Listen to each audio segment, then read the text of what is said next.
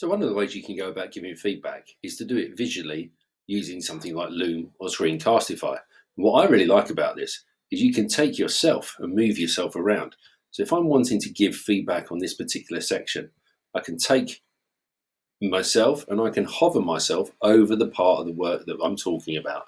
And in the students recording, they're going to get me talking about the paragraph that I've got to the side here. And then later on, I might be able to move it down and start to talk about this section here where I need them to go in more detail. So it not only focuses their attention, but also means that you're in a position to be able to, if you wanted to even, point to things. This bit here, for example, needs more detail. Takes a little bit of practice, but a lot more engaging and personalized. Give it a try.